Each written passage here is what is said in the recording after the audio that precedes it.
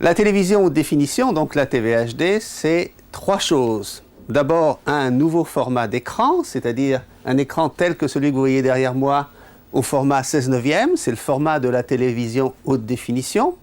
C'est également une image d'une meilleure définition, donc avec 1920 points sur 1080 lignes.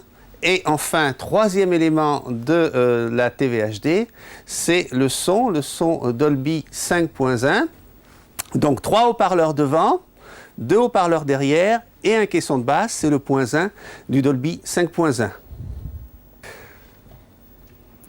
La grande différence entre la TVHD et la télévision standard, c'est le nombre de lignes qui composent l'image. Vous savez que sur un écran standard, ici on a un écran 16/9 standard, vous avez 720 points sur 576 lignes. Ce qui donne effectivement un nombre de pixels relativement réduit et qui donne une image d'une bonne qualité sur un petit écran tel que celui que vous avez ici, mais sur un grand écran, on a une image de moins bonne qualité. Pour pouvoir avoir une image de meilleure qualité, il fallait donc augmenter le nombre de pixels de l'image. Donc c'est la raison pour laquelle, sur une image haute définition, on a 1920 points et 1080 lignes, de manière à avoir une excellente définition.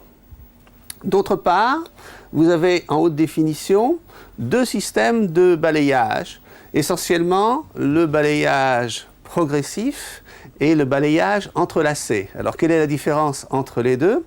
Eh bien, sur le balayage progressif, qui se traduit par la lettre P derrière le nombre de lignes, vous avez l'affichage de l'image qui se fait instantanément. Sur le balayage entrelacé, l'affichage de l'image se fait de manière, comme son nom l'indique, entrelacée, c'est-à-dire on a une ligne sur 2. Alors vous allez me dire, on ne voit pas la différence à l'œil nu. On ne voit pas la différence à l'œil nu, effectivement. Par contre, ça se voit dans la durée, puisque sur une image à balayage entrelacé, on a une espèce de papillotement de l'image qui finit par fatiguer l'œil, tandis que sur un balayage progressif, on a une image d'une qualité parfaite. La télévision, ce sont 2 choses. On a vu l'image et maintenant on va voir le son. Alors le son de la télévision haute définition, bien sûr, ce n'est pas le son classique que l'on a actuellement avec la télévision standard. C'est un son dont la norme est dite Dolby 5.1. Le 5.1, c'est quoi? 5, c'est le nombre de haut-parleurs qui sont utilisés. Tout d'abord, le haut-parleur central pour les voix centrales, les haut-parleurs droite et gauche pour les effets à droite et à gauche de l'écran, et 2 haut-parleurs à l'arrière pour les effets arrière. Si bien qu'avec ce son spatial, on a vraiment l'impression que le son se déplace de l'avant à l'arrière de la pièce.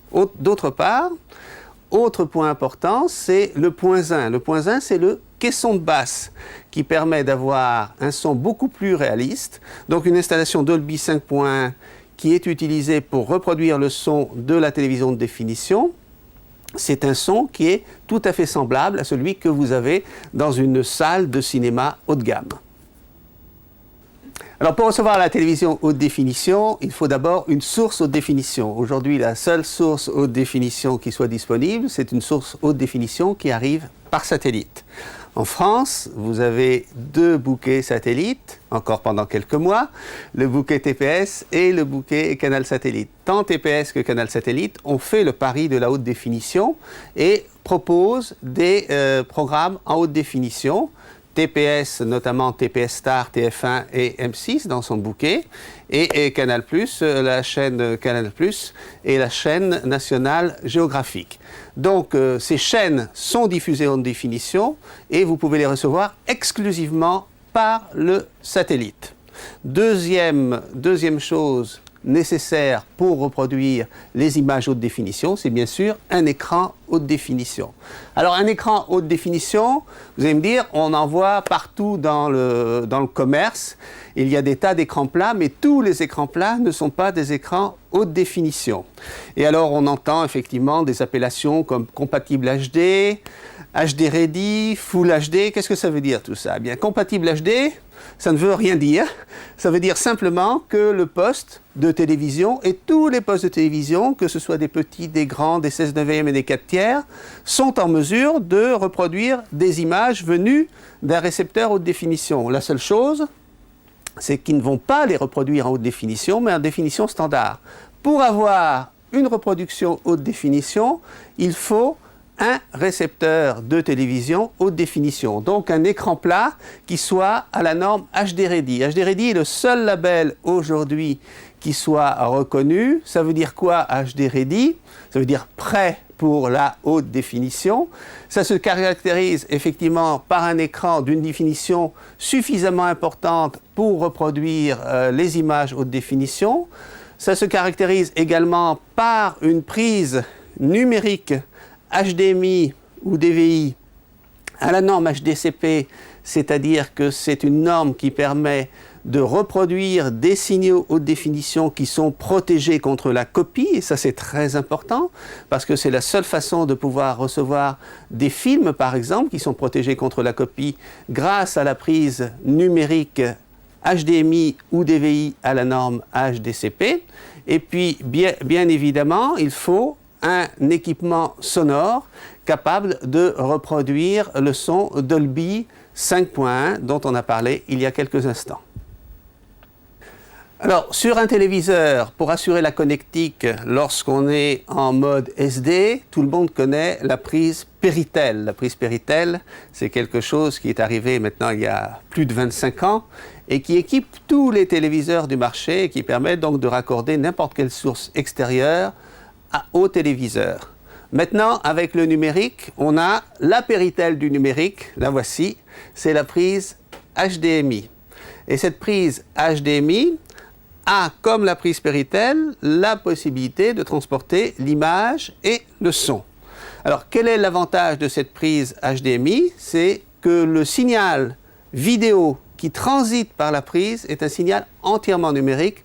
On ne passe plus par l'analogique. Donc, c'est une liaison numérique entre le terminal qui sert à la réception satellite et l'écran de télévision que vous utilisez. Alors, il existe un problème avec la prise HDMI, c'est que cette prise, en général, est montée de manière unique sur les écrans, ce qui fait qu'on ne peut pas brancher plusieurs périphériques. Or, on peut penser que dans les mois et les années qui viennent, on aura plusieurs périphériques haute définition.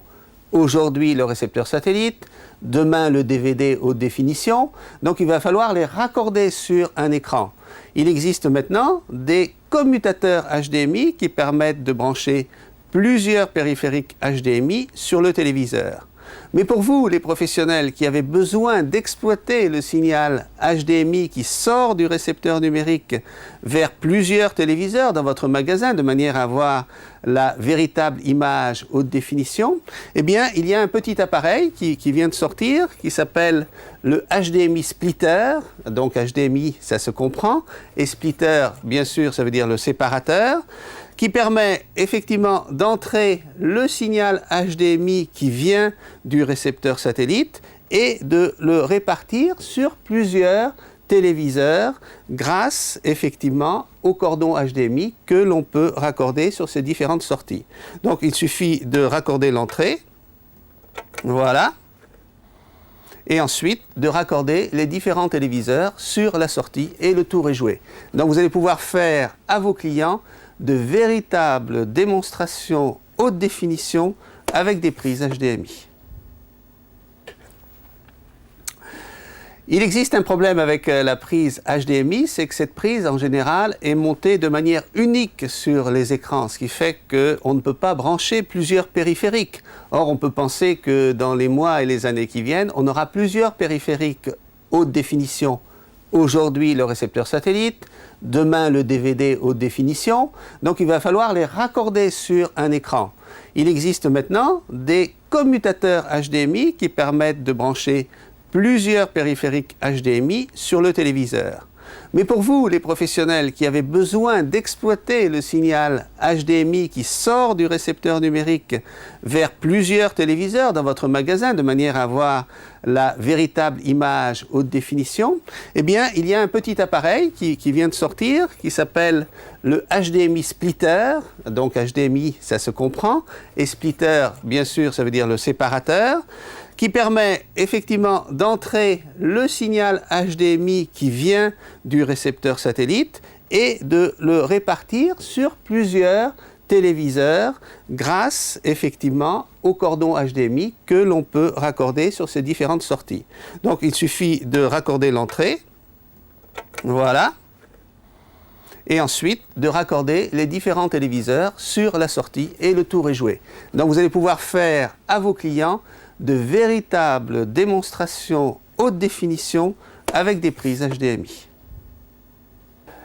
L'arrivée de la télévision haute définition, c'est plus qu'une étape importante pour la télévision, c'est une véritable révolution. On l'avait dit déjà dans les années 60 pour la couleur, et bien dans ces années 2000, on peut dire que la télévision haute définition va transformer totalement la vie des téléspectateurs. Pourquoi ? Eh bien parce que les téléspectateurs vont devoir changer tous leurs écrans, on l'a dit tout à l'heure, pour justement pouvoir acquérir cette télévision haute définition, acheter de nouveaux terminaux numériques pour pouvoir capter cette haute définition, et puis bien évidemment, vous les revendeurs, eh bien, vous allez intervenir sur ce marché pour leur fournir des terminaux numériques et des nouveaux téléviseurs. N'oublions pas le son, parce qu'on a dit que le son était un élément très important de la télévision haute définition, des amplis 5.1, des installations stéréo Dolby Digital, donc toutes sortes de matériels qui vont pouvoir transformer totalement la vie du téléspectateur des années 2000.